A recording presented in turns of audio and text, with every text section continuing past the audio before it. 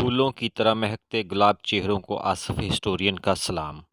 عزیز دوستو، آج کی ویڈیو میں مولانا مودودی صاحب کی کتاب دین یاد کی چوتھی اور لاسٹ ایپیسوڈ میں ہم پڑھیں گے عبادات کے متعلق، دین اور شریعت کے بارے میں، اور شریعت کے احکام کیا ہیں۔ لیکن اس سے پہلے میرے چینل آصف ہسٹورین کو سبسکرائب کرنا اور بیل آئیکن کو دبانا مت بھولیے گا۔ شکریہ۔ پچھلے باب میں آپ کو بتایا گیا تھا کہ حضرت محمد صلی اللہ علیہ وآلہ وسلم نے 5 امور پر ایمان لانے کی تعلیم دی ہے۔ نمبر 1، خدائے وحدہ لا شریک پر۔ نمبر 2، خدا کے فرشتوں پر۔ نمبر 3، خدا کی کتابوں پر اور بالخصوص قرآن مجید پر۔ نمبر 4، خدا کے رسولوں پر اور بالخصوص اس کے آخری رسول حضرت محمد صلی اللہ علیہ وآلہ وسلم پر۔ نمبر 5، آخرت کی زندگی پر۔ دوستو، یہ اسلام کی بنیاد ہے۔ جب تم ان 5 چیزوں پر ایمان لے آئے تو مسلمانوں کے گروہ میں شامل ہو گئے، لیکن ابھی پورے مسلم نہیں ہوئے۔ پورا مسلم انسان اس وقت ہوتا ہے جب ان احکام کی اطاعت کرے جو حضرت صلی اللہ علیہ وآلہ وسلم نے خدا کی طرف سے دیے ہیں، کیونکہ ایمان لانے کے ساتھ ہی اطاعت تم پر لازم ہو جاتی ہے، اور اطاعت ہی کا نام اسلام ہے۔ دیکھو، تم نے اقرار کیا کہ خدا ہی تمہارا خدا ہے، اس کے معنی یہ ہے کہ وہ تمہارا آقا ہے اور تم اس کے غلام ہو، وہ تمہارا فرمانروا ہے اور تم اس کے فرمان بردار۔ اب اگر اس کو آقا اور فرمانروا مان کر تم نے نافرمانی کی تو تم خود اپنے اقرار کے موجب باغی اور مجرم ہوئے۔ پھر تم نے اقرار کیا کہ قرآن مجید خدا کی کتاب ہے، اس کے معنی یہ ہے کہ قرآن مجید میں جو کچھ ہے تم نے تسلیم کر لیا کہ وہ خدا ہی کا فرمان ہے۔ اب تم پر لازم آ گیا کہ اس کی ہر بات کو مانو اور ہر حکم پر سر جھکا دو۔ پھر تم نے یہ بھی اقرار کیا کہ حضرت محمد صلی اللہ علیہ وآلہ وسلم خدا کے رسول ہیں۔ یہ دراصل اس بات کا اقرار ہے کہ حضرت صلی اللہ علیہ وآلہ وسلم جس چیز کا حکم دیتے ہیں اور جس چیز سے روکتے ہیں وہ خدا کی طرف سے ہے۔ اب اس اقرار کے بعد حضرت صلی اللہ علیہ وآلہ وسلم کی اطاعت تم پر فرض ہو گئی، لہٰذا تم پورے مسلم اسی وقت ہوگے جب تمہارا عمل تمہارے ایمان کے مطابق ہو، ورنہ جس قدر تمہارے ایمان اور تمہارے عمل میں فرق رہے گا اتنا ہی تمہارا ایمان ناقص ہوگا۔ آئیں ہم آپ کو بتائیں کہ حضرت صلی اللہ علیہ وآلہ وسلم نے آپ کو خدا کی مرضی کے مطابق زندگی بسر کرنے کا کیا طریقہ سکھایا ہے، کن چیزوں پر عمل کرنے کا حکم دیا ہے اور کن چیزوں سے منع فرمایا ہے۔ اس سلسلے میں سب سے پہلی چیز وہ عبادات ہیں جو تم پر فرض کی گئی ہیں۔ اب ہم عبادات کے جزیات کو پڑھیں گے، اور ان میں ہے عبادت کا مفہوم، نماز، روزہ، زکوٰۃ، حج، حمایت اسلام۔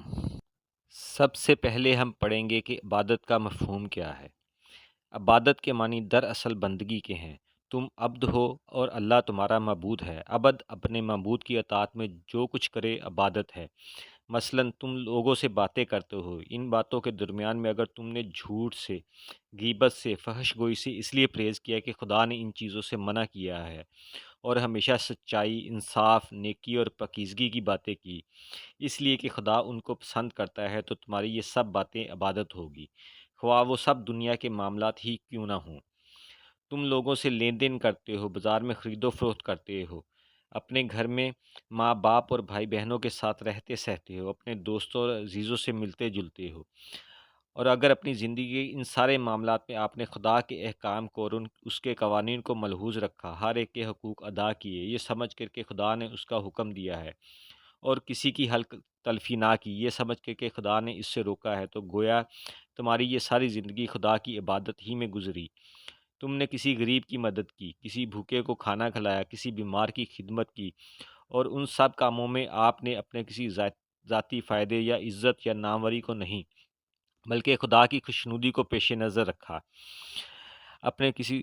تو یہ سب کچھ عبادات میں شمار ہوگا۔ تم نے تجارت یا صنعت یا مزدوری کی اور اس میں خدا کا خوف کر کے پوری دیانت اور ایمانداری سے کام لیا، حلال کی روٹی کمائی اور حرام سے بچے، تو یہ روٹی کمانا بھی خدا کی عبادت میں لکھا جائے گا، حالانکہ تم نے اپنی روزی کمانے کے لیے کام کیے تھے۔ غرض یہ ہے کہ دنیا کی زندگی میں ہر وقت، ہر معاملے میں خدا سے خوف کرنا، اس کی خوشنودی کو پیش نظر رکھنا، اس کے قانون کی پیروی کرنا، ہر ایسے فائدے کو ٹھکرا دینا جو اس کی نافرمانی سے حاصل ہو، اور ہر ایسے نقصان کو گوارا کر لینا جو اس کی فرما برداری میں پہنچے یا پہنچنے کا خوف ہو، یہ خدا کی عبادت ہے۔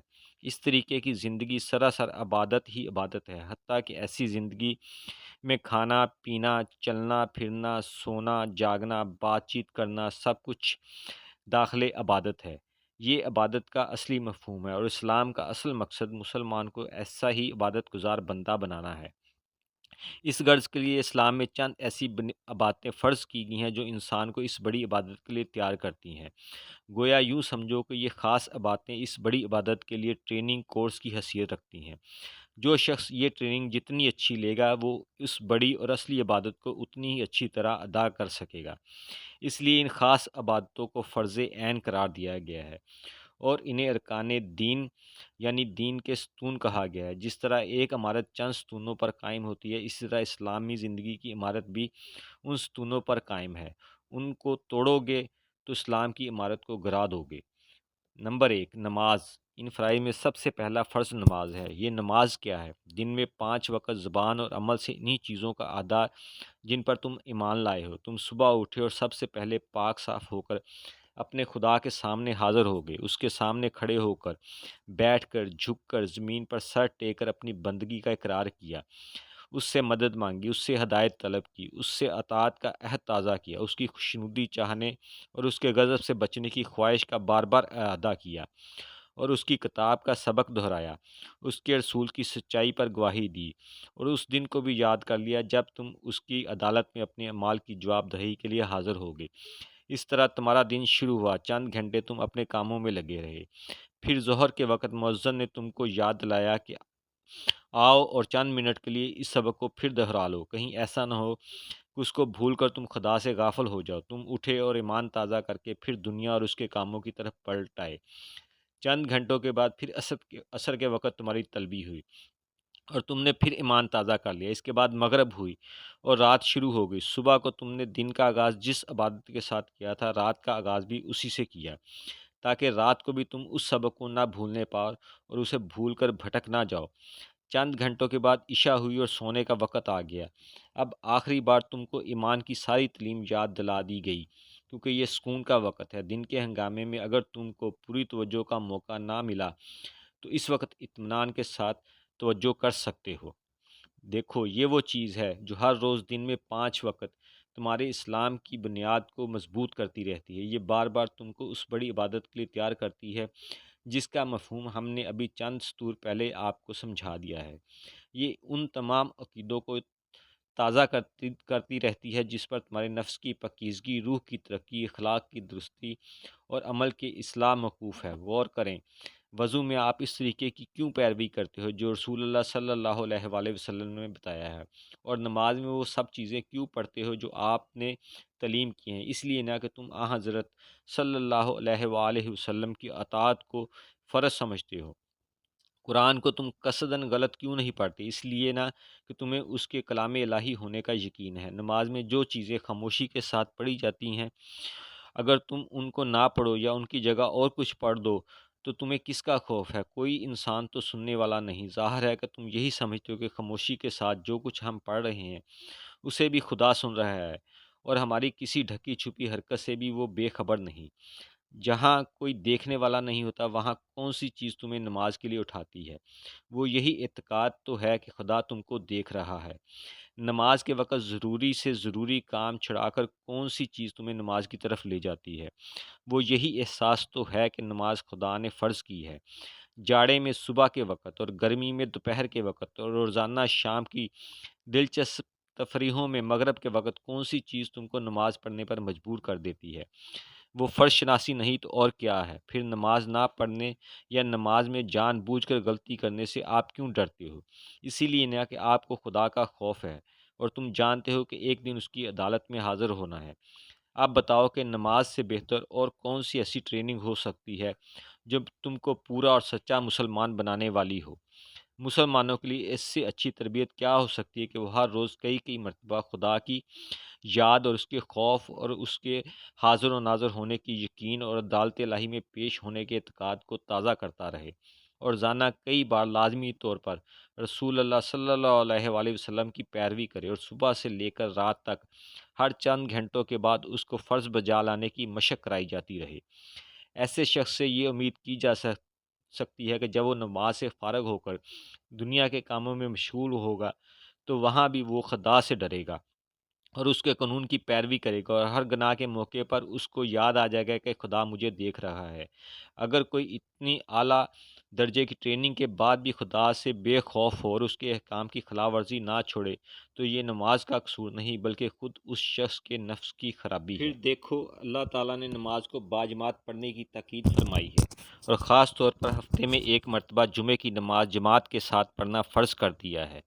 یہ مسلمانوں میں اتحاد اور برادری پیدا کرنے والی چیز ہے، ان کو ملا کر ایک مضبوط جتھا بناتی ہے۔ جب وہ سب مل کر ایک ہی خدا کی عبادت کرتے ہیں، ایک ساتھ اٹھتے اور بیٹھتے ہیں، تو آپ ان کے دل ایک دوسرے سے جڑ جاتے ہیں اور ان میں یہ احساس پیدا ہو جاتا ہے کہ ہم سب بھائی بھائی ہیں۔ پھر یہی چیز ان میں ایک سردار کی اطاعت کا مادہ پیدا کرتی ہے، ان کو باضابطگی کا سبق سکھاتی ہے۔ اسی سے ان میں آپس کی ہمدردی پیدا ہو جاتی ہے، مساوات اور یگانگت پیدا ہوتی ہے۔ امیر اور غریب، بڑے اور چھوٹے، اعلیٰ عہدیدار اور ادنا چپراسی سب ایک ساتھ کھڑے ہوتے ہیں۔ کوئی نہ اونچ ذات ہوتی ہے نہ نیچ ذات۔ یہ ان بے شمار فائدوں میں سے چند فائدے ہیں جو تمہاری نماز سے خدا کو نہیں بلکہ خود تم کو حاصل ہوتے ہیں۔ خدا نے تمہارے فائدے کے لیے اس چیز کو فرض کیا ہے اور نہ پڑھنے پر اس کی ناراضی اس لیے نہیں ہے کہ تم نے اس کا کوئی نقصان کیا، بلکہ اس لیے ہے کہ آپ نے خود اپنا نقصان پہنچایا۔ کیسی زبردست طاقت نماز کے ذریعے سے خدا تم کو دے رہا ہے اور تم اس کو لیتے سے جی چراتے ہو۔ کس قدر شرم کا مکان ہے کہ آپ زبان سے تو خدا کی خدائی اور رسول کی اطاعت اور آخرت کی باز پرس کا اقرار کریں اور تمہارا عمل یہ ہو کہ خدا اور رسول نے سب سے بڑا فرض جو آپ پر عائد کیا ہے اس کو ادا نہ کریں۔ آپ کا یہ عمل وہ حال سے خالی نہیں ہو سکتا۔ یا تو تم کو نماز کے فرض ہونے سے انکار ہے یا تم اسے فرض مانتے ہو اور پھر ادا کرنے سے بچتے ہو۔ اگر فرضیت سے انکار ہے تو تم قرآن اور رسول اللہ صلی اللہ علیہ وآلہ وسلم دونوں کو جھٹلاتے ہو اور پھر ان دونوں پر ایمان لانے کا جھوٹا دعویٰ کرتے ہو، اور اگر تم اسے فرض مان کر پھر ادا نہیں کرتے تو تم سخت ناقابل اعتبار آدمی ہو۔ تم پر دنیا کے کسی معاملے میں بھی بھروسہ نہیں کیا جا سکتا۔ جب تم خدا کی ڈیوٹی میں چوری کر سکتے ہو تو کوئی کیا امید کر سکتا کہ انسانوں کی ڈیوٹی میں چوری نہ کرو گے۔ روزہ، دوسرا فرض روزہ ہے۔ یہ روزہ کیا ہے؟ جس سبق کو نماز روزانہ 5 وقت یاد دلاتی ہے، اس سے روزہ سال میں ایک مرتبہ پورے ایک مہینے تک ہر وقت یاد دلاتا رہتا ہے۔ رمضان آیا اور صبح سے لے کر شام تک تمہارا کھانا پینا بند ہوا۔ سحری کے وقت تم کھا پی رہے تھے، یکا یک اذان ہوئی اور تم نے فوراً ہاتھ روک لیا۔ اب کیسی ہی مرغوب غذا سامنے آئے، کیسی ہی بھوک پیاس ہو، کتنا ہی دل چاہے، تم شام تک کچھ نہیں کھاتے۔ یہی نہیں کہ لوگوں کے سامنے نہیں کھاتے، تنہائی میں بھی جہاں کوئی دیکھنے والا نہیں ہوتا، ایک قطرہ پانی پینا یا ایک دانہ نگل جانا بھی تمہارے لیے ناممکن ہوتا ہے۔ پھر یہ ساری رکاوٹ ایک خاص وقت تک رہتی ہے۔ ادھر مغرب کی اذان ہوئی اور تم افطار کے لیے لپکے۔ اب رات بھر بے خوف و خطر تم جب اور جو چیز چاہتے ہو کھاتے ہو۔ غور کرو یہ کیا چیز ہے؟ اس کی تہہ میں خدا کا خوف ہے، اس کے حاضر ناظر ہونے کا یقین ہے، آخرت کی زندگی اور خدا کی عدالت پر ایمان ہے، قرآن اور رسول کی سخت اطاعت ہے، فرض کا زبردست احساس ہے، صبر اور مصائب کے مقابلے کی مشق ہے، خدا کی خوشنودی کے مقابلے میں خواہشات نفس کو روکنے اور دبانے کی طاقت ہے۔ ہر سال رمضان کا مہینہ آتا ہے تاکہ پورے 30 دن تک یہ روزے تمہاری تربیت کریں اور تمہارے اندر یہ تمام اوصاف پیدا کرنے کی کوشش کرے تاکہ تمہیں پورے اور پکے مسلمان بنو، اور یہ اوصاف تمہیں اس عبادت کے قابل بنائیں جو ایک مسلمان کو اپنی زندگی میں ہر وقت بجا لانی چاہیے۔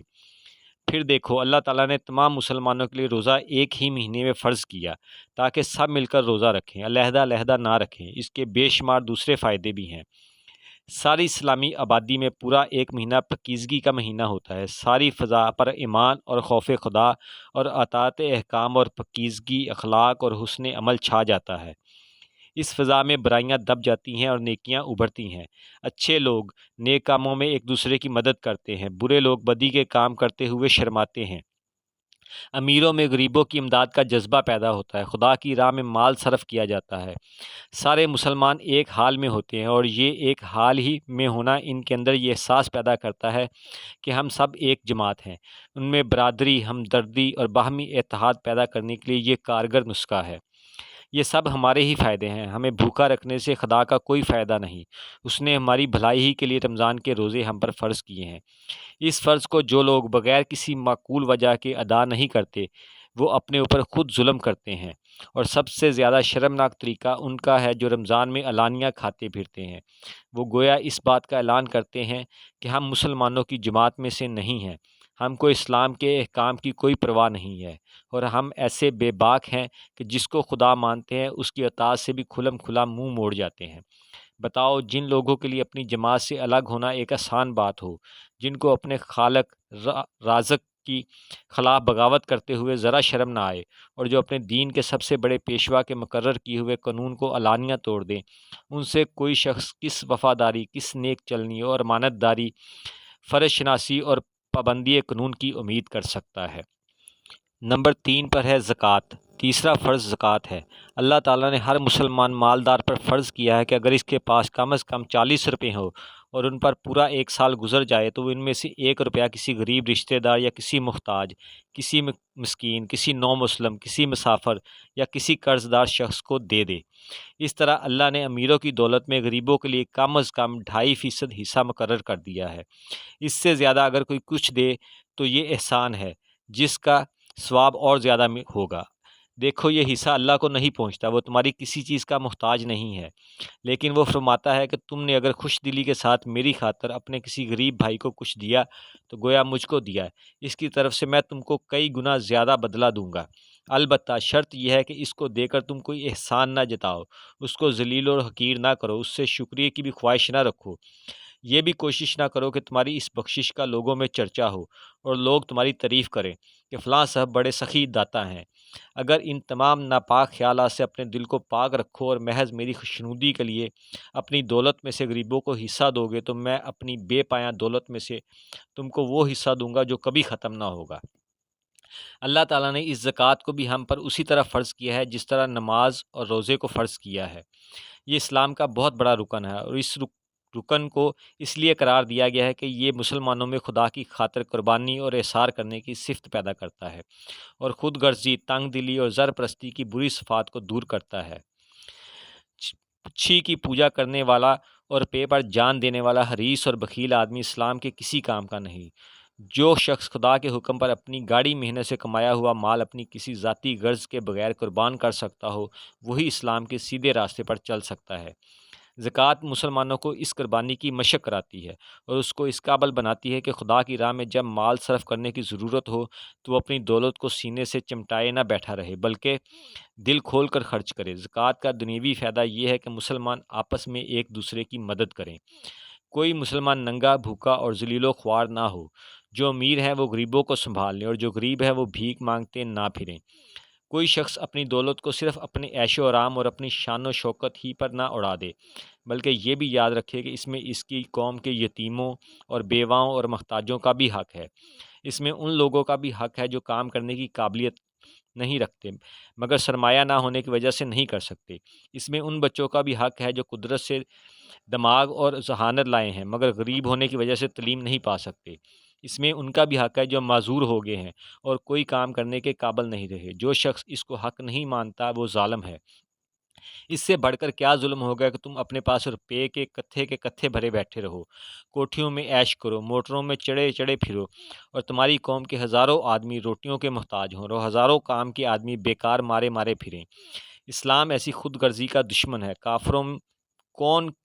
کافروں کو ان کی تہذیب یہ سکھاتی ہے کہ جو کچھ دولت ان کے ہاتھ لگے اس کو سمیٹ سمیٹ کر رکھیں اور اسے سود پر چلا کر آس پاس کے لوگوں کی کمائی بھی اپنے پاس کھینچ لیں۔ لیکن مسلمانوں کو ان کا مذہب یہ سکھاتا ہے کہ اگر خدا تمہیں اس قدر رزق دے جو تمہاری ضرورت سے زیادہ ہو تو اس کو سمیٹ کر نہ رکھو، بلکہ اپنے دوسرے بھائیوں کو دیں تاکہ ان کی ضرورتیں پوری ہوں اور تمہاری طرح وہ بھی کچھ کام اور کمانے کے قابل ہو جائیں۔ نمبر 4، حج۔ چوتھا فرض حج ہے، یہ عمر میں صرف ایک مرتبہ ادا کرنا ضروری ہوتا ہے، اور وہ بھی صرف ان کے لیے جو مکہ معظمہ تک جانے کا خرچ برداشت کر سکتے ہوں۔ جہاں اب مکہ معظمہ آباد ہے، یہاں اب سے ہزاروں برس پہلے حضرت ابراہیم علیہ السلام نے ایک چھوٹا سا گھر اللہ کی عبادت کے لیے بنایا تھا۔ اللہ نے ان کے خلوص اور محبت کی یہ قدر فرمائی کہ اس کو اپنا گھر قرار دیا، اور فرمایا کہ جس کو ہماری عبادت کرنی ہو وہ اسی گھر کی طرف رخ کر کے عبادت کرے، اور فرمایا کہ ہر مسلمان خواہ وہ دنیا کے کسی کونے میں ہو، بشرط استطاعت عمر میں کم از کم ایک مرتبہ اس گھر کی زیارت کے لیے آئے، اور اسی محبت کے ساتھ ہمارے اس گھر کا طواف کرے جس کے ساتھ ہمارا پیارا بندہ ابراہیم علیہ السلام طواف کرتا تھا۔ پھر یہ بھی حکم دیا کہ جب ہمارے گھر کی طرف آؤ تو اپنے دلوں کو پاک کرو، نفسانی خواہشات کو روکو، خون ریزی اور بدکاری اور بد زبانی سے بچو، اسی ادب و احترام اور عاجزی کے ساتھ آؤ جس کے ساتھ تم کو اپنے مالک کے دربار میں حاضر ہونا چاہیے۔ یہ سمجھو کہ ہم اس بادشاہ کی خدمت میں جا رہے ہیں جو زمین و آسمان کا حاکم ہے، اور جس کے مقابلے میں سب انسان فقیر ہیں۔ اس عاجزی کے ساتھ جب آؤ گے اور خلوص دل کے ساتھ ہماری عبادت کرو گے تو ہم تمہیں اپنی نوازشوں سے مالا مال کر دیں گے۔ ایک لحاظ سے دیکھو تو حج سب سے بڑی عبادت ہے۔ خدا کی محبت اگر انسان کے دل میں نہ ہو تو وہ اپنے کاروبار چھوڑ کر، اپنے عزیزوں اور دوستوں سے جدا ہو کر اتنے لمبے سفر کی زحمت ہی کیوں برداشت کرے گا؟ اس لیے حج کا ارادہ خود ہی محبت اور اخلاص کی دلیل ہے۔ پھر جب انسان اس سفر کے لیے نکلتا ہے تو اس کی کیفیت عام سفروں جیسی نہیں ہوتی۔ اس سفر میں زیادہ تر تو اس کی توجہ خدا کی طرف رہتی ہے، اس کے دل میں شوق اور ولولہ بڑھتا چلا جاتا ہے، جو کعبہ قریب آتا جاتا ہے محبت کی آگ اور زیادہ بھڑکتی ہے، گناہوں اور نافرمانیوں سے دل خود بخود نفرت کرتا ہے، پچھلے گناہوں پر شرمندگی ہوتی ہے، آئندہ کے لیے خدا سے دعا کرتا ہے کہ فرما برداری کی توفیق بخشے، عبادت اور ذکر الہی میں مزہ آنے لگتا ہے، سجدے لمبے لمبے ہونے لگتے ہیں اور دیر تک سر اٹھانے کو جی نہیں چاہتا، قرآن پڑھتا ہے تو اس میں کچھ لطف ہی اور آتا ہے، روزہ رکھتا ہے تو اس کی حلاوت ہی کچھ اور ہوتی ہے، پھر جب وہ حجاز کی سرزمین پر قدم رکھتا ہے تو اسلام کی ساری ابتدائی تاریخ اس کی آنکھوں کے سامنے پھر جاتی ہے۔ چپے چپے پر خدا سے محبت کرنے والے اور اس کے نام پر جان نثار کرنے والوں کے آثار دکھائی دیتے ہیں۔ وہاں کی ریت کا ایک ایک ذرہ اسلام کی عظمت پر گواہی دیتا ہے، اور وہاں کی ہر کنکری پکارتی ہے کہ یہ ہے وہ سرزمین جہاں اسلام پیدا ہوا اور جہاں سے خدا کا کلمہ بلند ہوا۔ اس طرح مسلمانوں کا دل خدا کے عشق اور اسلام کی محبت سے بھر جاتا ہے، اور وہاں سے وہ ایسا گہرا اثر لے کر آتا ہے جو مرتے دم تک دل سے محو نہیں ہوتا۔ دین کے ساتھ اللہ نے حج میں دنیا کے بھی بے شمار فائدے رکھے ہیں۔ حج کی وجہ سے مکہ دنیا کے مسلمانوں کا مرکز بنا دیا گیا ہے۔ زمین کے ہر کونے سے اللہ کا نام لینے والے ایک ہی زمانے میں وہاں جمع ہو جاتے ہیں، ایک دوسرے سے ملتے ہیں، آپس میں اسلامی محبت قائم ہوتی ہے، اور یہ نقش دلوں میں بیٹھ جاتا ہے کہ مسلمان خواہ کسی ملک اور کسی نسل کے ہوں، سب ایک دوسرے کے بھائی ہیں اور ایک ہی قوم ہے۔ اسی بنا پر حج ایک طرف خدا کی عبادت ہے تو اس کے ساتھ ہی وہ تمام دنیا کے مسلمانوں کی کانفرنس بھی ہے، اور مسلمانوں کی عالمگیر برادری میں اتحاد پیدا کرنے کا سب سے بڑا ذریعہ بھی ہے۔ اس کے بعد ہے حمایت اسلام۔ آخری فرض جو خدا کی طرف سے تم پر عائد کیا گیا ہے وہ ہے حمایت اسلام۔ اگرچہ یہ ارکان اسلام میں سے نہیں ہے مگر یہ اسلامی فرائض میں سے ایک اہم فرض ہے، اور قرآن اور حدیث میں اس پر بہت زور دیا گیا ہے۔ حمایت اسلام کیا ہے اور کیوں فرض کی گئی، اس کو تم ایک مثال سے بآسانی سمجھ سکتے ہو۔ فرض کرو کہ ایک شخص تم سے دوستی کرتا ہے مگر ہر آزمائش کے موقع پر ثابت ہوتا ہے کہ اس کو آپ سے کوئی ہمدردی نہیں، وہ تمہارے فائدے اور نقصان کی کوئی پرواہ نہیں کرتا، جس کام میں تمہارا نقصان ہوتا ہو اس کو وہ اپنے ذاتی فائدے کی خاطر بے تکلف کر گزرتا ہے، جس کام میں تمہارا فائدہ ہوتا ہے اس میں تمہارا ساتھ دینے سے وہ صرف اس لیے پرہیز کرتا ہے کہ اس میں خود اس کا کوئی فائدہ نہیں۔ تم پر کوئی مصیبت آئے تو وہ تمہاری کوئی مدد نہیں کرتا، کہیں تمہاری برائی کی جا رہی ہو تو وہ خود بھی برائی کرنے والوں میں شریک ہو جاتا ہے، یا کم از کم تمہاری برائی کو خاموشی سے کے ساتھ سنتا ہے۔ تمہارے دشمن تمہارے خلاف کوئی کام کرے تو وہ ان کے ساتھ شریک ہو جاتا ہے، یا کم از کم تمہیں ان کی شرارتوں سے بچانے کی ذرا کوشش نہیں کرتا۔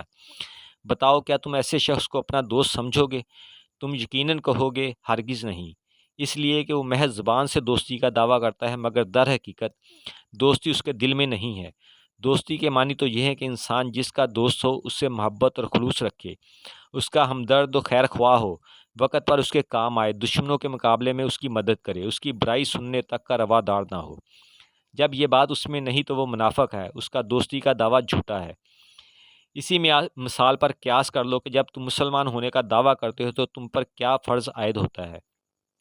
مسلمان ہونے کے معنی یہ ہے کہ تم میں اسلامی اہمیت ہو، ایمانی غیرت ہو، اسلام کی محبت اور اپنے مسلمان بھائیوں کی سچی خیر خواہی ہو۔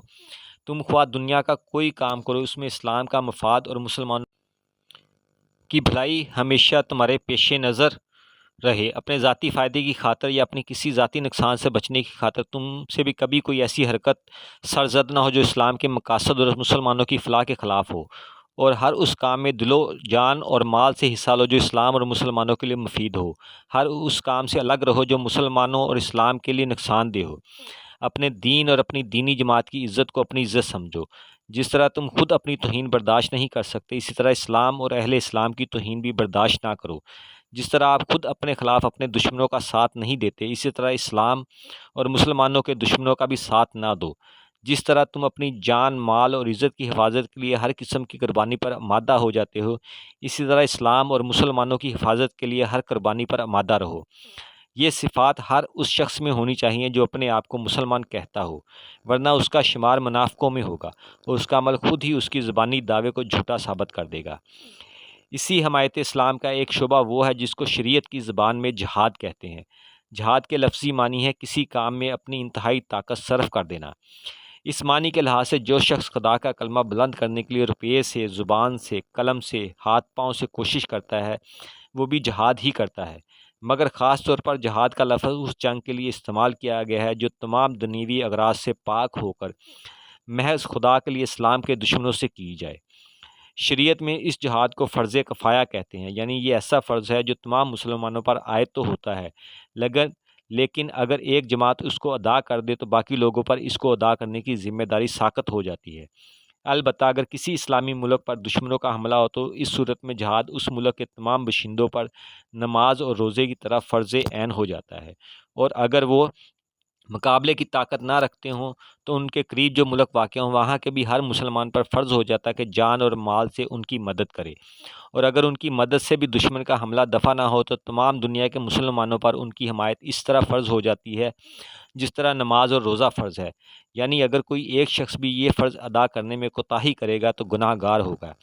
ایسی صورتوں میں جہاد کی اہمیت نماز اور روزے سے بھی زیادہ ہو جاتی ہے، اس لیے کہ 2 وقت ایمان کے امتحان کا ہوتا ہے۔ جو شخص مصیبت کے وقت اسلام اور مسلمانوں کا ساتھ نہ دے اس کا ایمان ہی مشتبہ ہے، پھر اس کی نماز کس کام کی اور اس کے روزے کی کیا وقت؟ اور اگر کوئی بدبخت ایسا ہو کہ اس وقت اسلام اور مسلمانوں کے دشمنوں کے ساتھ دے تو وہ یقیناً منافق ہے، اس کی نماز اور اس کا روزہ اور اس کی زکوٰۃ اور اس کا حج سب کچھ بیکار ہے۔ اب ہم پڑھیں گے مولانا مودودی صاحب کی کتاب دین یاد کے باب ششم میں دین اور شریعت کے متعلق۔ دین اور شریعت کے جز 4 ہیں، ان میں دین اور شریعت کا فرق، احکام شریعت معلوم کرنے کے ذرائع، فقہ اور تصوف۔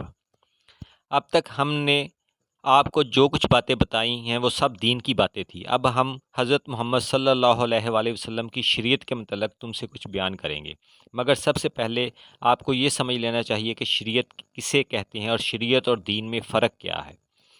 دین اور شریعت کا فرق پچھلے باب میں آپ کو بتایا جا چکا ہے کہ تمام انبیاء دین اسلام ہی کی تعلیم دیتے چلے آئے ہیں، اور دین اسلام یہ ہے کہ تم خدا کی ذات و صفات اور آخرت کی جزا اور سزا پر اس طرح ایمان لاؤ جس طرح خدا کے سچے پیغمبروں نے تعلیم دی ہے۔ خدا کی کتابوں کو مانو اور تمام من مانے طریقے چھوڑ کر اسی طریقے کو حق سمجھو جس کی طرف ان کتابوں میں رہنمائی کی گئی ہے۔ خدا کے پیغمبروں کی اطاعت کرو اور سب کو چھوڑ کر انہی کی پیروی کرو۔ خدا کی عبادت میں خدا کے سوا کسی کو شریک نہ کرو، اسی ایمان اور عبادت کا نام دین ہے، اور یہ چیز تمام انبیاء کی تعلیمات میں مشترک ہے۔ اس کے بعد ایک چیز دوسری بھی ہے جس کو شریعت کہتے ہیں، یعنی عبادت کے طریقے، معاشرت کے اصول، باہمی معاملات اور تعلقات کے قوانین، حرام اور حلال، جائز اور ناجائز کے حدود وغیرہ۔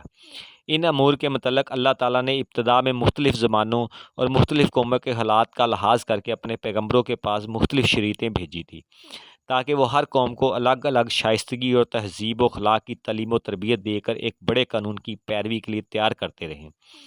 جب یہ کام مکمل ہو گیا تو اللہ نے حضرت محمد صلی اللہ علیہ وآلہ وسلم کو وہ بڑا قانون دے کر بھیج دیا جس کی تمام دفعات تمام دنیا کے لیے ہے۔ اب دین تو وہی ہے جو پچھلے انبیاء نے سکھایا تھا، مگر پرانی شریعتیں منسوخ کر دی گئیں اور ان کی جگہ ایسی شریعت قائم کی گئی جس میں تمام انسانوں کے لیے عبادت کے طریقے اور معاشرت کے اصول اور باہمی معاملات کے قانون اور حلال و حرام کے حدود یکساں ہیں۔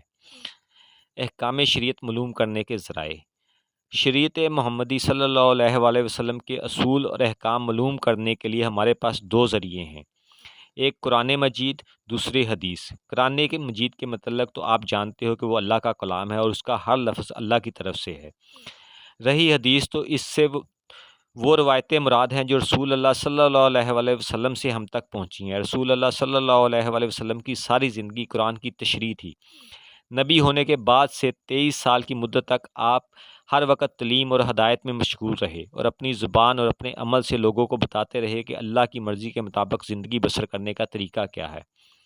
اس زبردست زندگی میں صحابی مرد اور صحابیہ عورتیں اور خود حضرت صلی اللہ علیہ وآلہ وسلم کے عزیز رشتہ دار اور آپ صلی اللہ علیہ وآلہ وسلم کی بیویاں سب کے سب آپ کی ہر بات غور سے سنتے تھے، ہر کام پر نگاہ رکھتے تھے اور ہر معاملے میں جو ان کو پیش آتا تھا آپ سے شریعت کا حکم دریافت کرتے تھے۔ کبھی آپ فرماتے فلاں کام کرو اور فلاں کام نہ کرو، جو لوگ حاضر ہوتے وہ اس فرمان کو یاد کر لیتے۔ اس طرح کبھی آپ کوئی کام کسی خاص طریقے پر کیا کرتے تھے، دیکھنے والے اس کو بھی یاد رکھتے تھے اور نہ دیکھنے والوں سے بیان کر دیتے تھے کہ آپ صلی اللہ علیہ وآلہ وسلم نے فلاں کام فلاں طریقے پر کیا تھا۔ اس طرح کبھی کوئی شخص آپ صلی اللہ علیہ وآلہ وسلم کے سامنے کوئی کام کرتا تو آپ یا تو اس پر خاموش رہتے یا ناپسندیدگی کا اظہار فرماتے یا منع کر دیتے تھے۔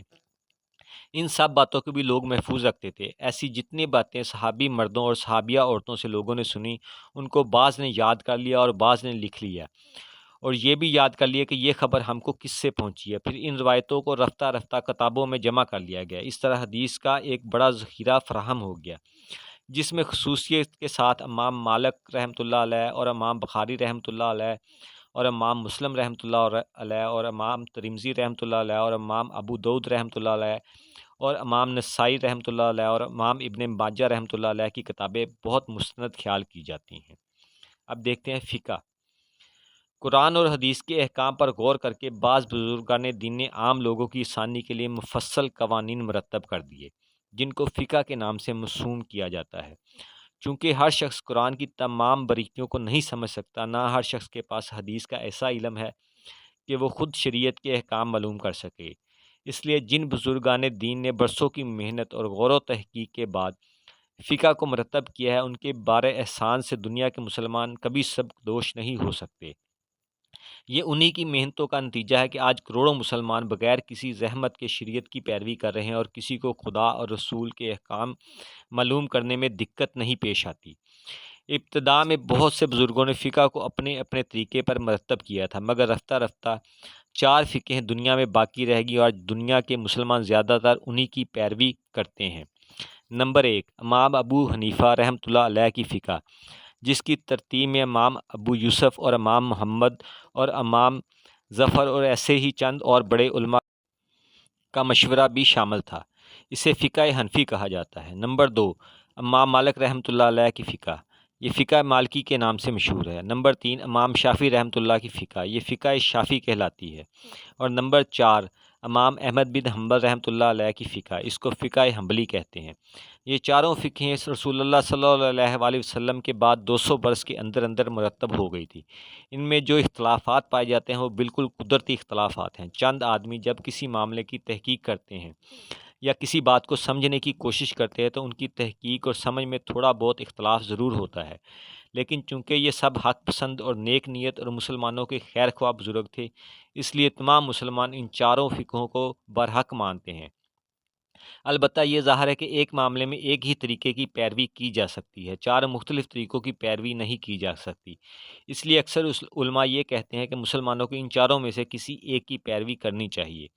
ان کے علاوہ علماء کا ایک گروہ ایسا بھی ہے جو یہ کہتا ہے کہ کسی خاص فقہ کی پیروی کرنے کی ضرورت نہیں ہے۔ علم رکھنے والے آدمی کو براہ راست قرآن اور حدیث سے احکام معلوم کرنے چاہیے، اور جو لوگ علم نہ رکھتے ہیں انہیں چاہیے کہ جس عالم پر بھی ان کا اطمینان ہو اس کی پیروی کریں۔ یہ لوگ اہل حدیث کہلاتے ہیں اور اوپر کے چاروں گروہوں کی طرح یہ بھی حق پر ہیں۔ نمبر 5، تصوف۔ فقہ کا تعلق انسان کے ظاہری عمل سے ہے۔ وہ صرف یہ دیکھتی ہے کہ تم کو جیسا اور جس طرح حکم دیا گیا اس کو تم بجا لائے یا نہیں۔ اگر بجا لائے ہو تو فقہ کو اس سے کچھ بحث نہیں کہ تمہارے دل کا کیا حال تھا۔ دل کے حال سے جو چیز بحث کرتی ہے اس کا نام تصوف ہے۔ مثلا تم نماز پڑھتے ہو، اس عبادت میں فقہ صرف یہ دیکھتی ہے کہ تم نے وضو ٹھیک کیا، قبلہ رو کھڑے ہوئے، نماز کے تمام ارکان ادا کیے، جو چیزیں نماز میں پڑھی جاتی ہیں وہ سب پڑھ لی ہیں، اور جس وقت جتنی رکعتیں مقرر کی گئی ہیں ٹھیک اسی وقت اتنی ہی رکعتیں پڑھی ہیں۔ جب یہ سب تم نے کر دیا تو فقہ کی روح سے تمہاری نماز پوری ہو گئی۔ لیکن تصوف یہ دیکھتا ہے کہ اس عبادت میں تمہارے دل کا کیا حال رہا، تم خدا کی طرف متوجہ ہوئے یا نہیں، تمہارا دل دنیا کے خیالات سے پاک ہوا یا نہیں، تمہارے اندر نماز سے خدا کا خوف اور اس کے حاضر و ناظر ہونے کا یقین اور صرف اسی کی خوشنودی چاہنے کا جذبہ بھی پیدا ہوا یا نہیں۔ اس نماز نے تمہاری روح کو کس قدر پاک کیا، تمہارے اخلاق کہاں تک درست کیے، تم کو کس حد تک سچا اور پکا عملی مسلمان بنا دیا۔ یہ تمام باتیں جو نماز کے اصل مقصد سے تعلق رکھتی ہیں جس قدر کمال کے ساتھ حاصل ہوں گی، تصوف کی نظر میں تمہاری نماز اتنی ہی زیادہ کامل ہوگی، اور ان میں جتنا نقص رہے گا اسی لحاظ سے وہ تمہاری نماز کو ناقص قرار دے گا۔ اسی طرح شریعت کے جتنے احکام ہیں ان سب میں فقہ صرف یہ دیکھتی ہے کہ تم کو جو حکم دیا، جس صورت میں دیا گیا اسی صورت میں تم اسے بجا لائے یا نہیں، اور تصوف یہ دیکھتا ہے کہ اس حکم پر عمل کرنے میں تمہارے اندر خلوص اور نیک نیتی اور سچائی اطاعت کس قدر تھی۔ اس فرق کو تم ایک مثال سے اچھی طرح سمجھ سکتے ہو۔ جب کوئی شخص تم سے ملتا ہے تو تم اس پر دو حیثیتوں سے نظر ڈالتے ہو۔ ایک حیثیت تو یہ ہوتی ہے کہ وہ صحیح اور تندرست ہے یا نہیں، اندھا لنگڑا لولا تو نہیں ہے، خوبصورت ہے یا بدصورت ہے، اچھے کپڑے پہنے ہوئے ہے یا میلا کچیلا ہے۔ دوسری حیثیت یہ ہوتی ہے کہ اس کے اخلاق کیسے ہیں، اس کی عادات و خصائل کا حال کیا ہے، اس کی عقل سمجھ بوجھ کیسی ہے، وہ عالم ہے یا جاہل، نیک ہے یا بد۔ ان میں سے پہلی نظر گویا فقہ کی ہے اور دوسری نظر گویا تصوف کی ہے۔ دوستی کے لیے جب تم کسی شخص کو پسند کرنا چاہو گے تو اس شخص کے دونوں پہلوؤں کو دیکھو گے۔ تمہاری خواہش ہوگی کہ اس کا ظاہر بھی اچھا ہو اور باطن بھی اچھا۔ اسی طرح اسلام میں بھی پسندیدہ زندگی وہی ہے جس میں شریعت کے احکام کی پابندی ظاہر کے اعتبار سے بھی صحیح ہو اور باطن کے اعتبار سے بھی۔ جس شخص کی ظاہری اطاعت درست ہے مگر باطن میں اطاعت کی روح نہیں ہے، اس کے عمل کی مثال ایسی ہے جیسے کوئی آدمی خوبصورت ہو مگر مردہ ہو، اور جس شخص کے عمل میں تمام باطنی خوبیاں موجود ہوں مگر ظاہری اطاعت درست نہ ہو، اس کی مثال ایسے ہے جیسے کوئی شخص بہت شریف اور نیک ہو مگر بدصورت اور اپاہج ہو۔ اس مثال سے تم کو فقہ اور تصوف کا باہمی تعلق بھی معلوم ہو گیا ہوگا، مگر افسوس ہے کہ بعد کے زمانوں میں علم اور اخلاق کے زوال سے جہاں اور بہت سی خرابیاں پیدا ہوئیں، تصوف کے پاک چشمے کو بھی گندا کر دیا گیا۔ لوگوں نے طرح طرح کے غیر اسلامی فلسفے گمراہ قوموں سے سیکھے اور ان کو تصوف کے نام سے اسلام میں داخل کر دیا۔ عجیب عجیب قسم کے عقیدوں اور طریقوں پر تصوف کا نام چسپاں کیا گیا جن کی کوئی اصل قرآن اور حدیث میں نہیں ہے۔ پھر اس قسم کے لوگوں نے رفتہ رفتہ اپنے آپ کو شریعت کی پابندی سے بھی آزاد کر لیا۔ وہ کہتے ہیں کہ تصوف کو شریعت سے کوئی واسطہ نہیں، یہ کوچہ ہی دوسرا ہے، صوفی کو قانون اور قاعدے کی پابندی سے کیا سروکار۔ اس قسم کی باتیں اکثر جاہل صوفیوں سے سننے میں آتی ہیں، مگر دراصل یہ بالکل غلط ہے۔ اسلام میں کسی ایسے تصوف کی گنجائش نہیں ہے جو شریعت کے احکام سے بے تعلق ہو۔ کسی صوفی کو یہ حق نہیں کہ وہ نماز اور روزے اور حج اور زکوٰۃ کی پابندی سے آزاد ہو جائے۔ کوئی صوفی ان قوانین کے خلاف عمل کرنے کا حق نہیں رہتا۔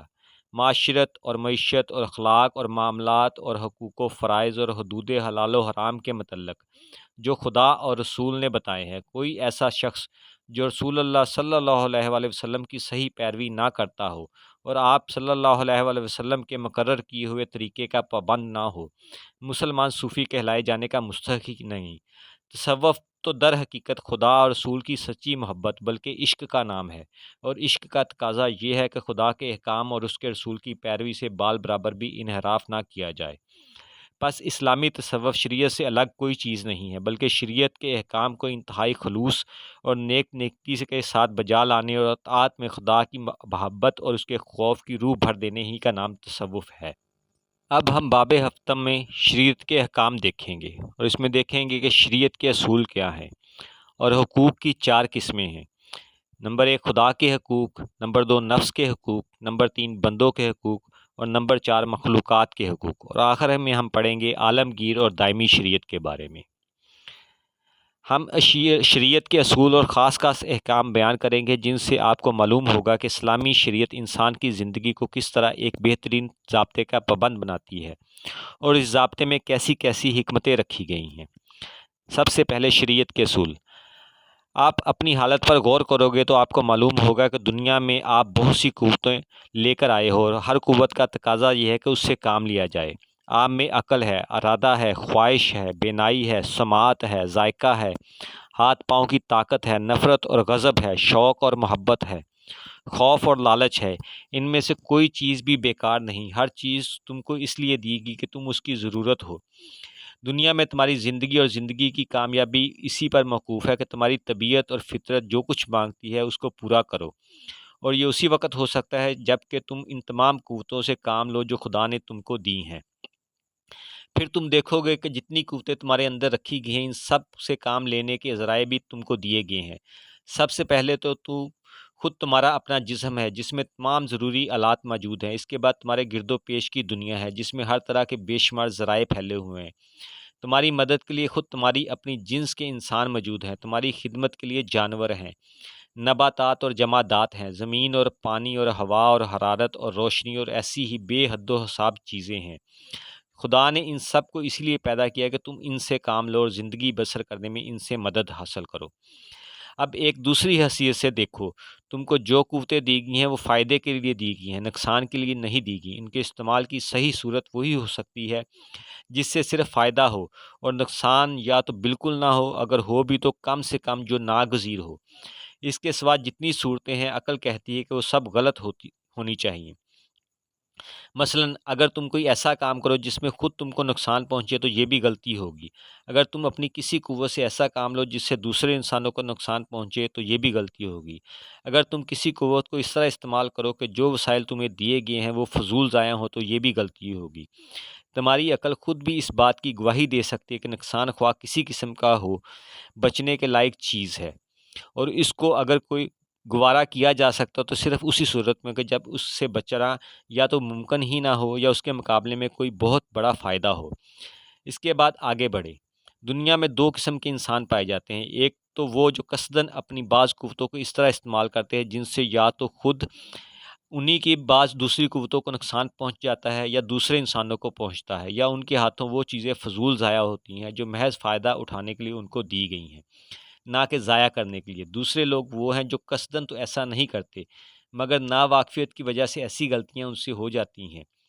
پہلی قسم کے لوگ شریر ہیں اور ان کے لیے ایسے نقصان اور ضابطے کی ضرورت ہے جو ان کو قابو میں رکھے، اور دوسری قسم کے لوگ ناواقف ہیں اور ان کے لیے ایسے علم کی ضرورت ہے جس سے انہیں اپنی قوتوں کے استعمال کی صحیح صورت معلوم ہو جائے۔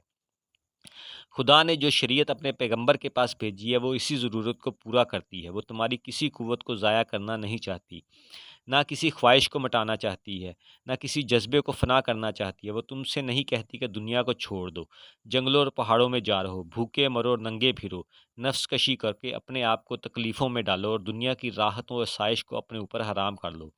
ہرگز نہیں، یہ خدا کی بنائی ہوئی شریعت ہے، اور خدا وہی ہے جس نے یہ دنیا انسان کے لیے بنائی ہے۔ وہ اپنے اس کارخانے کو مٹانا اور بے رونق کرنا کیسے پسند کرے گا؟ اور اس نے انسان کے اندر کوئی قوت بیکار اور بے ضرورت نہیں رکھی ہے، نہ زمین و آسمان میں کوئی چیز اس لیے پیدا کی ہے کہ اس سے کوئی کام نہ لیا جائے۔ وہ تو خود یہ چاہتا ہے کہ دنیا کا یہ کارخانہ پوری رونق کے ساتھ چلے، ہر قوت سے انسان پورا کام لے، دنیا کی ہر چیز سے فائدہ اٹھائے اور ان تمام ذرائع کو استعمال کرے جو زمین و آسمان میں مہیا کیے گئے ہیں، مگر اس طرح کی جہالت یا شرارت سے نہ خود اپنا نقصان کرے نہ دوسروں کو نقصان پہنچائے۔ خدا نے شریعت کے تمام ضابطے اسی غرض کے لیے بنائے ہیں۔ جتنی چیزیں انسان کے لیے نقصان دہ ہیں ان سب کو شریعت میں حرام کر دیا گیا ہے، اور جو چیزیں مفید ہیں ان کو حلال کر دیا گیا ہے۔ جن کاموں سے انسان خود اپنا یا دوسروں کا نقصان کرتا ہے ان کو شریعت ممنوع ٹھہراتی ہے، اور ایسے تمام کاموں کی اجازت دیتی ہے جو اس کے لیے فائدہ مند ہو اور کسی کے لیے نقصان دہ نہ ہو۔ اس کے تمام قوانین اس اصول پر مبنی ہے کہ انسان کو دنیا میں تمام خواہشیں اور ضرورتیں پوری کرنے اور اپنے فائدے کے لیے ہر قسم کی کوشش کرنے کا حق ہے، مگر اس حق سے اس کو اسی طرح فائدہ اٹھانا چاہیے کہ جہالت اور شرارت سے وہ دوسروں کے حقوق تلف نہ کرے، بلکہ جہاں تک ممکن ہو دوسروں کے لیے معاون اور مددگار ہو۔ پھر جن کاموں میں ایک پہلو فائدے کا اور دوسرا پہلو نقصان کا ہو، ان میں شریعت کا اصول یہ ہے کہ بڑے فائدے کے لیے چھوٹے نقصان کو قبول کیا جائے اور بڑے نقصان سے بچنے کے لیے چھوٹے فائدے کو چھوڑ دیا جائے۔ چونکہ ہر شخص ہر زمانے میں ہر چیز اور ہر کام کے متعلق یہ نہیں جانتا کہ اس میں کیا فائدہ اور کیا نقصان ہے، اس لیے خدا نے جس کے علم سے کائنات کا کوئی راز چھپا ہوا نہیں ہے، انسان کی پوری زندگی کے لیے ایک صحیح ضابطہ بنا دیا ہے۔ اس ضابطے کی بہت سی مصلحتیں اب سے صدیوں پہلے لوگوں کی سمجھ میں نہیں آتی تھی، مگر اب علم کی ترقی سے نے ان پر سے پردہ اٹھا دیا ہے۔ بہت سی مصلحتوں کو اب بھی لوگ نہیں سمجھتے، مگر جتنا علم ترقی کرے گا وہ ظاہر ہوتی چلی جائیں گی۔ جو لوگ خود اپنے ناقص علم اور اپنی ناقص عقل پر بھروسہ رکھتے ہیں، وہ صدیوں تک غلطیاں کرنے اور ٹھوکریں کھانے کے بعد آخرکار اسی شریعت کے کسی نہ کسی قاعدے کو اختیار کرنے پر مجبور ہوتے ہیں۔ مگر جن لوگوں نے خدا کے رسول صلی اللہ علیہ وآلہ وسلم پر بھروسہ کیا، وہ جہالت اور ناواقفیت کے نقصانات سے محفوظ ہیں، کیونکہ ان کو خواہ مصلحتوں کا علم ہو یا نہ ہو، وہ ہر حال میں محض رسول خدا کے اعتماد پر ایک ایسے قانون کی پابندی کرتے ہیں جو خالص اور صحیح علم کے مطابق بنایا گیا ہے۔ حقوق کی چار قسمیں ہیں۔ شریعت کی روح سے ہر انسان پر چار قسم کے حقوق عائد ہوتے ہیں۔ ایک خدا کے حقوق، دوسرے خود اس کے نفس اور جسم کے حقوق، تیسرے بندوں کے حقوق، چوتھے ان چیزوں کے حقوق جن کو خدا نے اس کے اختیار میں دیا ہے تاکہ وہ ان سے کام لے اور فائدہ اٹھائے۔ انہی چار حقوق کو سمجھنا اور ٹھیک ٹھیک ادا کرنا ایک سچے مسلمان کا فرض ہے۔ شریعت ان تمام حقوق کو الگ الگ بیان کرتی ہے، ان کو ادا کرنے کے لیے ایسے طریقے مقرر کرتی ہے کہ ایک ساتھ سب حقوق ادا ہوں اور حتی الامکان کوئی حق تلف نہ ہونے پائے۔ سب سے پہلے خدا کے حقوق۔ خدا کا سب سے پہلا حق یہ ہے کہ انسان صرف اسی کو خدا مانے اور اسی کے ساتھ کسی کو شریک نہ کرے۔ یہ حق کلمہ لا الہ الا اللہ پر ایمان لانے سے ادا ہو جاتا ہے، جیسا کہ ہم پہلے آپ کو بتا چکے ہیں۔ خدا کا دوسرا حق یہ ہے کہ جو ہدایت اس کی طرف سے آئے اس کو سچے دل سے تسلیم کیا جائے۔ یہ حق محمد صلی اللہ علیہ وآلہ وسلم، محمد رسول اللہ پر ایمان لانے سے ادا ہوتا ہے، اور اس کی تفصیل بھی ہم آپ کو پہلے بتا دی ہے۔ خدا کا تیسرا حق یہ ہے کہ اس کی فرما برداری کی جائے۔ یہ حق اس قانون کی پیروی سے ادا ہوتا ہے جو خدا کی کتاب اور رسول کی سنت میں بیان ہوا ہے۔ اس کی طرف بھی ہم پہلے اشارہ کر چکے ہیں۔ خدا کا چوتھا حق یہ ہے کہ اس کی عبادت کی جائے۔ اسی حق کو ادا کرنے کے لیے وہ فرائض انسان پر عائد کیے گئے ہیں جن کا ذکر ہم پچھلے باب میں کر چکے ہیں۔ چونکہ یہ حق تمام حقوق پر مقدم ہے، اس لیے اس کو ادا کرنے میں دوسرے حقوق کی قربانی کسی نہ کسی حد تک ضروری ہے۔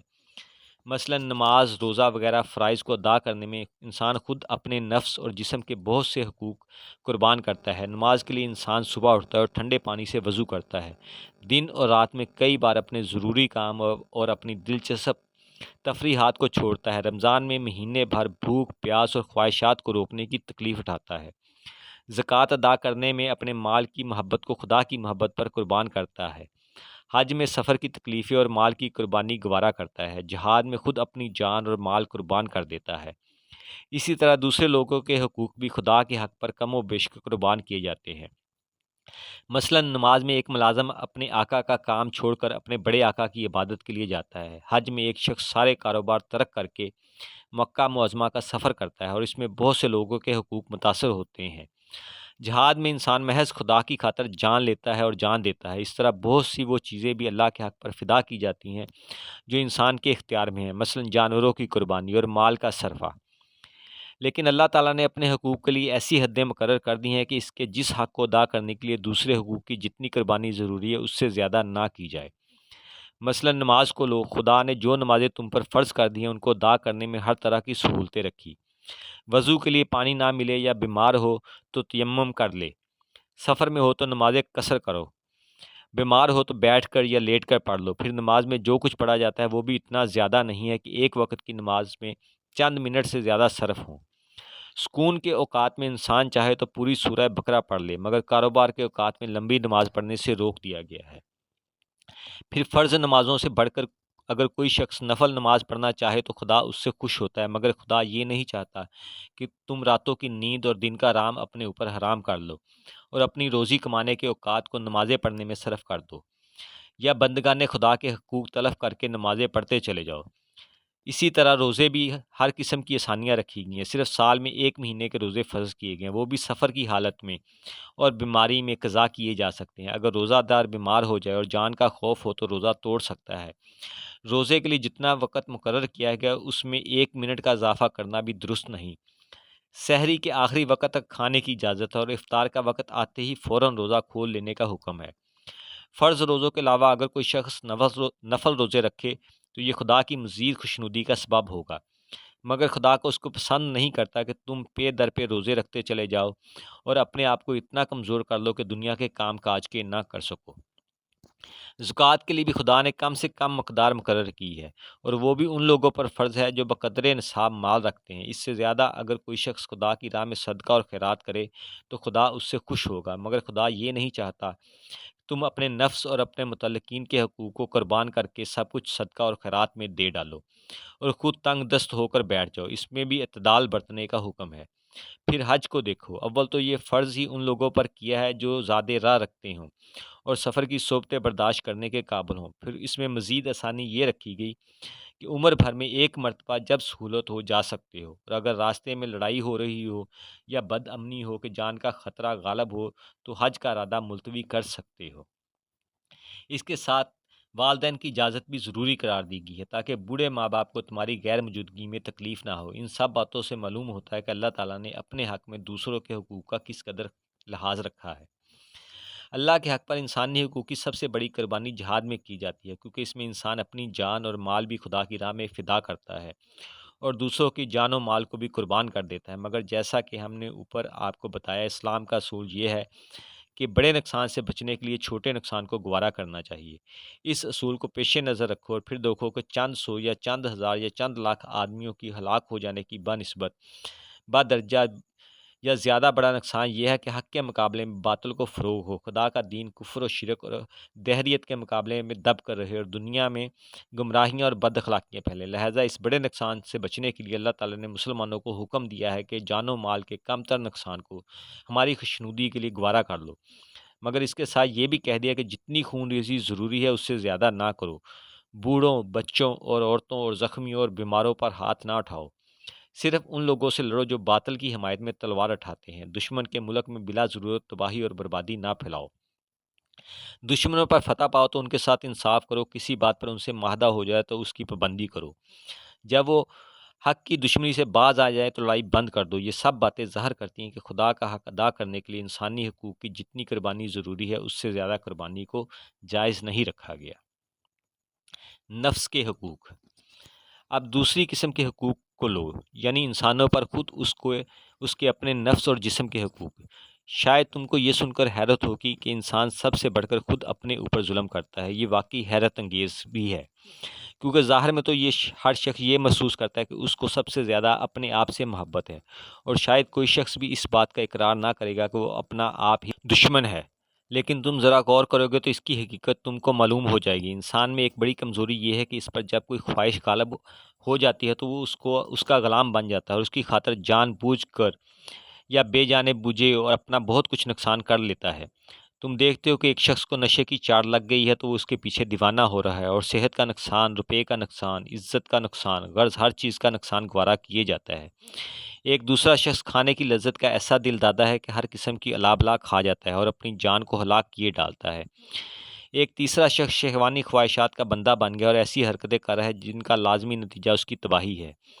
ایک چوتھے شخص کو روحانی ترقی کی دھن سمائی ہے تو وہ اپنی جان کے پیچھے ہاتھ دھو کر پڑ گیا ہے، اپنے نفس کی تمام خواہشات کو دبا رہا ہے، اپنے جسم کی ضروریات کو پورا کرنے سے انکار کر رہا ہے، شادی سے بچتا ہے، کھانے پینے سے پرہیز کرتا ہے، کپڑے پہننے سے انکار کرتا ہے، حتیٰ کہ سانس لینے پر بھی راضی نہیں، جنگلوں اور پہاڑوں میں جا بیٹھتا ہے اور یہ سمجھتا ہے کہ دنیا اس کے لیے بنائی ہی نہیں گئی ہے۔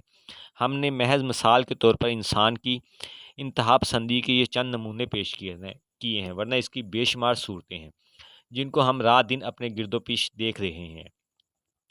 اسلامی شریعت چونکہ انسان کی فلاح و بہبود چاہتی ہے، اس لیے وہ اس کو خبردار کرتی ہے کہ تیرے اوپر خود تیرے اپنے بھی حقوق ہیں۔ وہ ان تمام چیزوں سے اس کو روکتی ہے جو اس کو نقصان پہنچانے والی ہیں، مثلا شراب، تاڑی، افیم اور دوسری نشہ آور چیزیں، سور کا گوشت، درندے اور زہریلے جانور، ناپاک حیوانات، خون اور مردار جانور وغیرہ، کیونکہ انسان کی صحت اور اخلاق اور عقلی اور روحانی قوتوں پر ان چیزوں کا بہت برا اثر ہوتا ہے۔ ان کے مقابلے میں وہ پاک اور مفید چیزوں کو اس کے لیے حلال کرتی ہے اور اس سے کہتی ہے کہ تو اپنے جسم کو پاک غذاؤں سے محروم نہ کر، کیونکہ تیرے جسم کا تیرے اوپر حق ہے۔ وہ اس کو ننگا رہنے سے روکتی ہے اور اسے حکم دیتی ہے کہ خدا نے تیرے جسم کے لیے جو زینت اتاری ہے اس سے فائدہ اٹھا اور اپنے جسم کے ان حصوں کو ڈھانک کر رکھ جنہیں کھولنا بے شرمی ہے۔ وہ اس کو روزی کمانے کا حکم دیتی ہے اور اسے کہتی ہے کہ بیکار نہ بیٹھ، بھیک نہ مانگ، بھوکا نہ مر۔ خدا نے جو قوتیں تجھے دی ہیں ان سے کام لو اور جس قدر ذرائع زمین و آسمان میں تیری پرورش اور آسائش کے لیے پیدا کیے گئے ہیں ان کو جائز طریقوں سے حاصل کر۔ وہ اس کو نفسانی خواہشات کے دبانے سے روکتی ہے اور اسے حکم دیتی ہے کہ اپنی خواہشات کو پورا کرنے کے لیے نکاح کر۔ وہ اس کو نفس کشی سے منع کرتی ہے اور اسے کہتی ہے کہ تو آرام اور آسائش اور زندگی کے لطف کو اپنے اوپر حرام نہ کرے۔ اگر تو روحانی ترقی اور خدا سے قربت اور آخرت کی نجات چاہتا ہے تو اس کے لیے دنیا چھوڑنے کی ضرورت نہیں۔ اسی دنیا میں پوری اور پکی دنیا داری کرتے ہوئے خدا کو یاد کرنا، اس کی نافرمانی سے ڈرنا اور اس کے بنائے ہوئے قوانین کی پیروی کرنا دنیا اور آخرت کی تمام کامیابیوں کا ذریعہ ہے۔ وہ خودکشی کو حرام کرتی ہے، اس سے کہتی ہے کہ تیری جان دراصل خدا کی ملک ہے اور یہ امانت تجھے اس لیے دی گئی ہے تو خدا کی مقرر کی ہوئی مدت تک اس سے کام لے، نہ اس لیے کہ اس کو ضائع کر دے۔ نمبر 3، بندوں کے حقوق۔ ایک طرف شریعت نے انسان کو اپنے نفس اور جسم کے حقوق ادا کرنے کا حکم دیا تو دوسری طرف یہ بھی قید لگا دی ہے کہ ان حقوق کو ادا کرنے میں وہ کوئی ایسا طریقہ نہ اختیار کرے جس سے دوسرے لوگوں کے حقوق متاثر ہوں، کیونکہ اس طرح اپنی خواہشات اور ضرورتیں پوری کرنے سے انسان کا اپنا نفس بھی گندا ہوتا ہے اور دوسروں کو بھی طرح طرح کے نقصان پہنچتے ہیں۔ چنانچہ شریعت نے چوری، لوٹ مار، رشوت، خیانت، سود خوری اور جعل سازی کو حرام کیا ہے، کیونکہ ان ذرائع سے انسان جو کچھ بھی فائدہ اٹھاتا ہے وہ دراصل دوسروں کے نقصان سے حاصل ہوتا ہے۔ جھوٹ، غیبت، چغل خوری اور بہتان تراشی کو بھی حرام کیا ہے، کیونکہ یہ سب افعال دوسروں کے لیے نقصان رساں ہیں۔ جوئے، سٹے اور لاٹری کو بھی حرام کیا ہے، کیونکہ اس میں ایک شخص کا فائدہ ہزاروں آدمیوں کے نقصان پر مبنی ہوتا ہے۔ دھوکے اور فریب کے لین دین اور ایسے تمام تجارتی معاہدات کو بھی حرام کیا ہے جس میں کسی ایک فریق کو نقصان پہنچنے کا امکان ہو۔ قتل اور فتنہ اور فساد کو بھی حرام کیا ہے، کیونکہ ایک شخص کو اپنی کسی فائدے یا اپنی کسی خواہش کی تسکین کے لیے دوسروں کی جان لینے یا ان کو تکلیف پہنچانے کا حق نہیں ہے۔ زنا اور عملے قوم لوط کو بھی حرام کیا ہے، کیونکہ یہ افعال ایک طرف خود اس شخص کی صحت کو خراب اور اس کے اخلاق کو گندہ کرتے ہیں جو ان کا ارتکاب کرتا ہے، اور دوسری طرف ان سے تمام سوسائٹی میں بے حیائی اور بد اخلاقی پھیلتی ہے، گندی بیماریاں پیدا ہوتی ہیں، نسلیں خراب ہوتی ہیں، فتنے برپا ہوتے ہیں، انسانی تعلقات بگڑتے ہیں اور تہذیب و تمدن کی جڑ کٹ جاتی ہے۔ یہ تو وہ پابندیاں ہیں جو شریعت نے اس غرض سے لگائی ہیں کہ ایک شخص اپنے نفس اور جسم کے حقوق ادا کرنے کے لیے دوسروں کے حقوق تلف نہ کرے، مگر انسانی تمدن کی ترقی اور فلاح و بہبود کے لیے صرف اتنا ہی کافی نہیں ہے کہ ایک شخص دوسرے شخص کو نقصان نہ پہنچائے، بلکہ اس کے لیے یہ بھی ضروری ہے کہ لوگوں میں باہمی تعلقات اس طرح قائم کیے جائے کہ وہ سب ایک دوسرے کی بہتری میں مددگار ہوں۔ اس غرض کے لیے شریعت نے جو قوانین بنائے ہیں ان کا محض ایک خلاصہ ہم یہاں بیان کرتے ہیں۔ انسانی تعلقات کی ابتدا خاندان سے ہوتی ہے، اس لیے سب سے پہلے اس پر نظر ڈالیں۔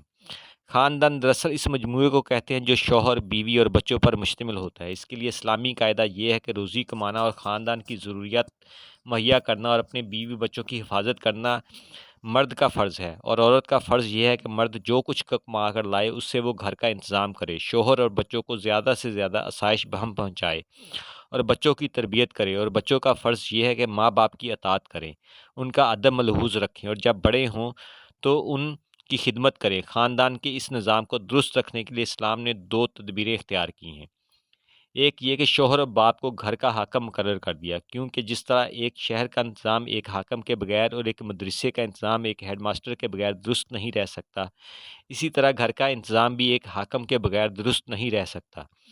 جس گھر میں ہر ایک اپنی مرضی کا مختار ہوگا اس گھر میں خواہ مخواہ افراتفری مچے گی، آسائش اور خوشی نام کو نہ رہے گی، شوہر ایک طرف تشریف لے جائیں گے، بیوی دوسری طرف کا راستہ لے گی اور بچوں کی مٹی پلید ہوگی۔ ان سب خرابیوں کو دور کرنے کے لیے گھر کا ایک حاکم ہونا ضروری ہے، اور وہ مرد ہی ہو سکتا ہے کیونکہ وہ گھر والوں کی پرورش اور حفاظت کا ذمہ دار ہے۔ دوسری تدبیر یہ ہے کہ گھر سے باہر کے سب کاموں کا بوجھ مرد پر ڈال کر عورت کو حکم دیا گیا ہے کہ بلا ضرورت گھر سے باہر نہ جائے۔ اس کو بیرون خانہ کے فرائض سے اسی لیے سبکدوش کیا گیا کہ وہ اندرون خانہ کے فرائض انجام دے اور اس کے باہر نکلنے سے گھر کی آسائش اور بچوں کی تربیت میں خلل نہ واقع ہو۔ اس کا مطلب یہ نہیں ہے کہ عورتیں بالکل گھر سے باہر قدم ہی نہ نکالیں، ضرورت پیش آنے پر ان کو جانے کی اجازت ہے، مگر شریعت کا منشا یہ ہے کہ ان کے فرائض کا اصلی دائرہ ان کا گھر ہونا چاہیے اور ان کی قوت تمام تر گھر کی زندگی کو بہتر بنانے پر صرف ہونی چاہیے۔ خون کے رشتوں اور شادی بیاہ کے تعلقات سے خاندان کا دائرہ پھیلتا ہے۔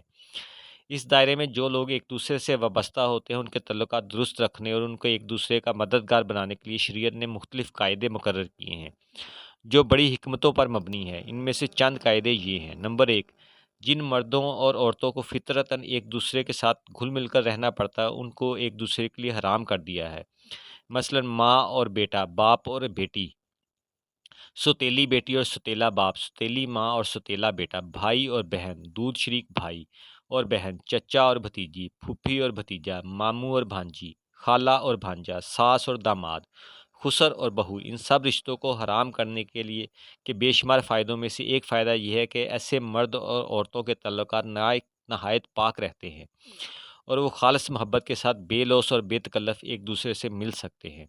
نمبر دو، حرام رشتوں کے علاوہ کنبے کے دوسرے مردوں اور عورتوں کے درمیان شادی بیاہ کو جائز قرار دیا گیا تاکہ آپس کے تعلقات اور زیادہ بڑھے۔ جو لوگ ایک دوسرے کی عادتوں اور خصلتوں سے واقف ہوتے ہیں ان کے درمیان شادی بیاہ کا تعلق زیادہ کامیاب ہوتا ہے۔ اجنبی گھرانوں میں جوڑ لگانے سے اکثر ناموافقت کی صورت پیدا ہوتی ہے، اسی لیے اسلام میں کفو والے کو غیر کفو پر ترجیح دی گئی ہے۔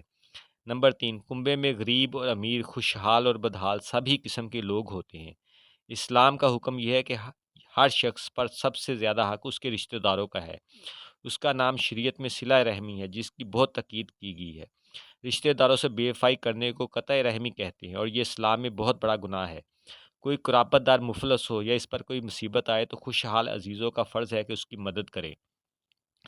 صدقہ اور خیرات میں بھی خاص طور پر رشتہ داروں کے حق کو زیادہ ترجیح دی گئی ہے۔ نمبر چار، وراثت کا قانون بھی اس طرح بنایا گیا ہے کہ جو شخص کچھ مال چھوڑ کر مرے، خواہ وہ کم ہو یا زیادہ، بہرحال وہ ایک جگہ سمٹ کر نہ رہ جائے بلکہ اس کے رشتہ داروں کو تھوڑا یا بہت حصہ پہنچ جائے۔ بیٹا، بیٹی، بیوی، شوہر، ماں، باپ، بھائی، بہن انسان کے سب سے زیادہ قریبی حقدار ہیں، اس لیے وراثت میں پہلے انہی کے حصے مقرر کیے گئے ہیں۔ یہ اگر نہ ہوں تو ان کے بعد جو رشتہ دار قریب تر ہوں ان کو حصہ پہنچتا ہے اور اس طرح ایک شخص کے مرنے کے بعد اس کی چھوڑی ہوئی وراثت بہت سے عزیزوں کے کام آتی ہے۔ اسلام کا یہ قانون دنیا میں بے نظیر قانون ہے اور اب وہ دوسری قومیں بھی اس کی نقل کر رہی ہیں، مگر افسوس کہ مسلمان اپنی جہالت اور نادانی کی وجہ سے اکثر اس قانون کی خلاف ورزی کرنے لگے ہیں۔ خصوصاً لڑکیوں کا حصہ نہ دینے کی رسم پاکستان اور ہندوستان کے مسلمانوں میں بہت پھیلی ہوئی ہے، حالانکہ یہ بہت بڑا ظلم ہے اور قرآن کی صریح احکام کی مخالفت ہے۔ خاندان کے بعد انسان کے تعلقات اپنے دوستوں، ہمسایوں، اہل محلہ، اہل شہر اور ان لوگوں کے ساتھ ہوتے ہیں جن سے اس کا کسی نہ کسی طرح کے معاملات پیش آتے ہیں۔ اسلام کا حکم یہ ہے کہ ان سب کے ساتھ راست بازی، انصاف اور حسن اخلاق برتو۔ کسی کو تکلیف نہ پہنچاؤ، کسی کی دل آزاری نہ کرو، فحش گوئی اور بد کلامی سے بچو، ایک دوسرے کی مدد کرو، بیماروں کی عیادت کے لیے جاؤ، کوئی مر جائے تو اس کے جنازے میں شریک ہو، کسی پر مصیبت آئے تو اس سے ہمدردی کرو، جو غریب، محتاج، معذور لوگ ہوں ان کو ڈھانک کر چھپا کر مدد پہنچاؤ، یتیموں اور بیواؤں کی خبر گیری کرو، بھوکوں کو کھانا کھلاؤ، ننگوں کو کپڑے پہناؤ، بیکاروں کو کام پر لگانے میں مدد دو۔ اگر تم کو خدا نے دولت دی ہے تو اس کا صرف اپنے عیش میں نہ اڑا دو۔ چاندی سونے کے برتن استعمال کرنا اور ریشمی لباس پہننا اور اپنے روپے کی فضول نظر تفریحوں اور آسائشوں میں ضائع کرنا اسی لیے اسلام میں ممنوع ہے کہ جو دولت ہزاروں بندگان خدا کو رزق بہم پہنچا سکتی ہے اسے کوئی شخص صرف اپنے ہی اوپر خرچ نہ کر دے۔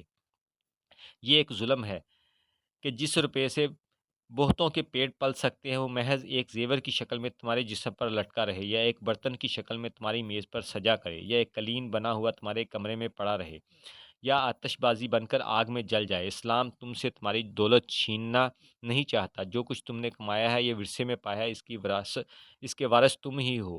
وہ تمہیں اس بات کا پورا حق دیتا ہے کہ اپنی دولت سے لطف اٹھاؤ، وہ اس کو بھی جائز رکھتا ہے جو نعمت خدا نے تم کو دی ہے، اس کا اثر تمہارے لباس اور مکان اور سواری میں ظاہر ہو، مگر اس کی تعلیم کا مقصد یہ ہے کہ تم ایک سادہ اور معتدل زندگی اختیار کرو۔ اپنی ضرورتوں کو حد سے نہ بڑھاؤ اور اپنے نفس کے ساتھ اپنے عزیزوں، دوستوں، ہمسایوں، اہل قوم اور اہل ملک اور عام انسانوں کے حقوق کا بھی خیال رکھو۔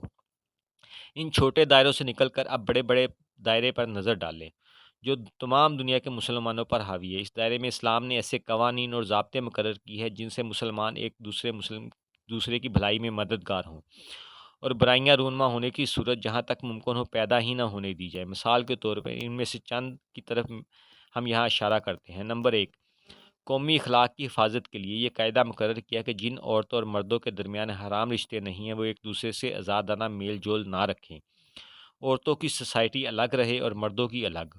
عورتیں زیادہ تر خانگی زندگی کے فرائض کی طرف متوجہ ہوں۔ اگر ضرورتاً باہر نکلیں تو بناؤ سنگھار کے ساتھ نہ نکلیں، سادہ کپڑے پہن کر آئے، جسم کو اچھی طرح ڈھانپیں، چہرہ اور ہاتھ اگر کھولنے کی شدید ضرورت نہ ہو تو ان کو بھی چھپائیں۔ اگر واقعی کوئی ضرورت پیش آ جائے تو صرف اس کو پورا کرنے کے لیے ہاتھ منہ کھولیں۔ اس کے ساتھ مردوں کو حکم دیا کہ غیر عورتوں کی طرف دیکھنے سے پرہیز کریں، اچانک نظر پڑ جائے تو نظر ہٹا لیں۔ دوبارہ دیکھنے کی کوشش کرنا معیوب ہے اور ان سے ملنے کی کوشش معیوب تر۔ ہر مرد اور عورت کا فرض ہے کہ وہ اپنے اخلاق کی حفاظت کرے اور خدا نے خواہشات نفسانی کو پورا کرنے کے لیے نکاح کا جو دائرہ مقرر کر دیا ہے اس سے باہر نکلنے کی کوشش کیا معنی خواہش بھی اپنے دل میں پیدا نہ ہونے دے۔ نمبر 2، قومی اخلاق ہی کی حفاظت کے لیے یہ قاعدہ مقرر کیا گیا کہ کوئی مرد گھٹنے اور ناف کے درمیان کا حصہ اور کوئی عورت چہرے اور ہاتھ کے سوا اپنے جسم کا کوئی حصہ کسی کے سامنے نہ کھولے، خواہ وہ اس کا قریبی عزیز ہی کیوں نہ ہو۔ اس کو شریعت کی زبان میں ستر کہتے ہیں اور اس کا چھپانا ہر مرد اور عورت پر فرض ہے۔ اسلام کا مقصد یہ ہے کہ لوگوں میں حیا کا مادہ پیدا ہو اور وہ بے حیائیاں نہ پھیل سکے جن سے آخرکار بد اخلاقی پیدا ہوتی ہے۔ نمبر 3، اسلام ایسی تفریحوں اور مشغلوں کو بھی پسند نہیں کرتا جو اخلاق کو خراب کرنے والے اور بری خواہشات کو بھاڑنے والے اور وقت اور صحت اور روپے کو ضائع کرنے والے ہوں۔ تفریح بجائے خود نہایت ضروری چیز ہے۔ انسان میں زندگی کی روح اور عمل کی طاقت پیدا کرنے کے لیے کام اور محنت کے ساتھ اس کا ہونا بھی لازم ہے، مگر وہ ایسی ہونی چاہیے جو روح کو تازہ کرنے والی ہو، نہ کہ اور زیادہ غلیظ اور کثیف بنانے والی ہو۔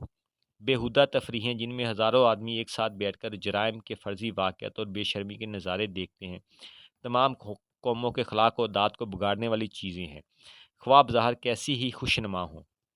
نمبر 4، قومی اتحاد اور فلاح و بہبود کے لیے مسلمانوں کو تاکید کی گئی کہ آپس کی مخالفت سے بچیں، فرقہ بندی سے پرہیز کریں، کسی معاملے میں اختلاف رائے ہو تو نیک نیتی کے ساتھ قرآن اور حدیث سے اس کا فیصلہ کرنے کی کوشش کریں۔ اگر تصفیہ نہ ہو سکے تو آپس میں لڑنے کی بجائے خدا پر اس کا فیصلہ چھوڑ دیں۔ قومی فلاح و بہبود کے کاموں میں ایک دوسرے کی معاونت کریں، اپنی قوم کے سرداروں کی اطاعت کرتے رہیں، جھگڑے برپا کرنے والوں سے الگ ہو جائیں اور آپس کی لڑائیوں سے اپنی طاقت کو برباد اور اپنی قوم کو رسوا نہ کریں۔ نمبر 5، مسلمانوں کو غیر مسلم قوموں سے علوم و فنون حاصل کرنے اور ان کے کارآمد طریقے سیکھنے کی پوری اجازت ہے، مگر زندگی میں ان کی نکالی کرنے سے روک دیا گیا ہے۔ ایک قوم دوسری قوم کی نکالی اسی وقت کرتی ہے جب وہ اپنی ذلت اور کمتری تسلیم کر لیتی ہے۔ یہ غلامی کی بدترین قسم ہے، اپنی شکست کا کھلا ہوا اعلان ہے اور اس کا آخری نتیجہ یہ ہے کہ نکالی کرنے والی قوم کی تہذیب فنا ہو جاتی ہے۔ اسی لیے رسول اللہ صلی اللہ علیہ وآلہ وسلم نے غیر قوموں کی مشابہت اختیار کرنے سے سختی سے منع فرمایا ہے۔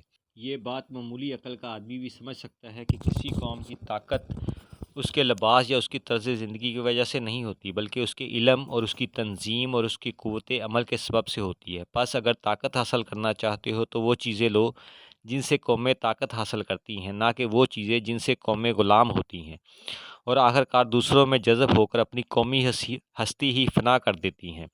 غیر مسلموں کے ساتھ برتاؤ کرنے میں مسلمانوں کو تعصب اور تنگ نظری کی تعلیم نہیں دی گئی ہے، ان کے بزرگوں کو برا کہنے یا ان کے مذہب کی توہین کرنے سے منع کیا گیا ہے، ان سے خود جھگڑا نکالنے سے بھی روکا گیا ہے۔